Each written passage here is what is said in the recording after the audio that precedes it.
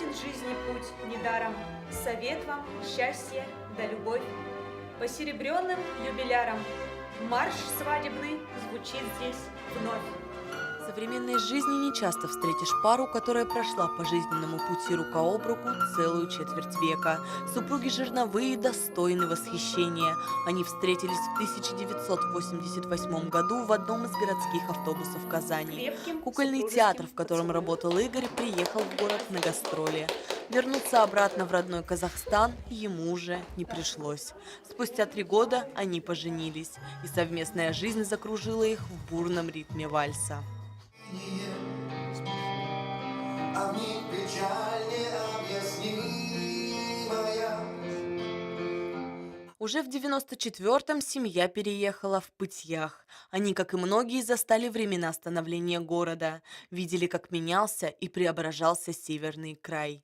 Игорь кардинально сменил профессию. Теперь он наряду со всеми переселенцами добывал нефть. А Наталья продолжила служить медицине, но уже в Пытьяхской взрослой поликлинике. Сначала мы снимали, потом балок покупали. Ну, у нас, конечно, было некрасиво. Но... В конце концов, надоело нам скитаться по углам. Купили квартиру и сейчас живем. Ну, деревня. Зато сейчас вот я смотрю старые фотографии, архив. И аж душа поет, какой он был город, какой сейчас он стал. Вот с каждым годом еще красивее и красивее город становится. Сначала жалел, что не в Сургут поехал, приехал в Пытьях. А потом год, 2, 3. Да зачем мне Сургут и Тюмень там? И мне в Пытьяхе просто замечательно. В семье Жерновых 2 дочери. Младшая Виктория появилась на свет в 2011 году. Поначалу уже взрослым родителям было неспокойно, но супруги ни капли не сомневались. Возраст уже не молодой был, надо было все равно думать и на будущее. Ну вот решили, что мы все-таки выдержим дистанцию, поднимем. Про таких поздних Да. детей говорят нежданное, но желанное. Старшая Вероника стремится во всем походить на маму и строит уже свою семью, опираясь на пример родителей. Папа всегда приносил, я как помню, киндер-сюрпризы с работы, которые стоили тогда 5 рублей. Могло это 5 рублей у него оказаться в кошельке самыми последними, но всегда все равно приносил на это такую сладость. Мама научила вкусно готовить. У Игоря и Натальи большая и дружная семья. Они любят собираться вместе за большим столом, несмотря на расстояние.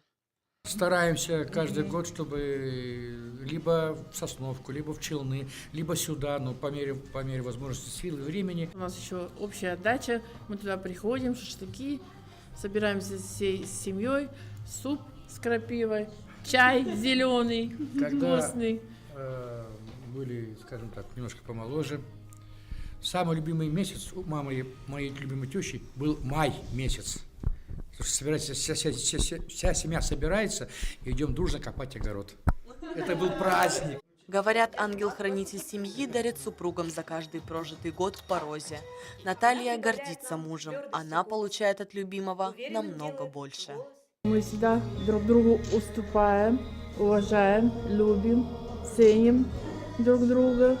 Как бы тут взаимопонимание, мне кажется, за счет вот этого всего. Самый главный секрет счастья – это в наших детях.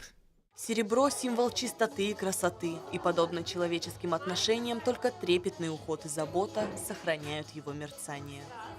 Катерина Абдулова, Алексей Рудич, телекомпания «Пытьях Информ».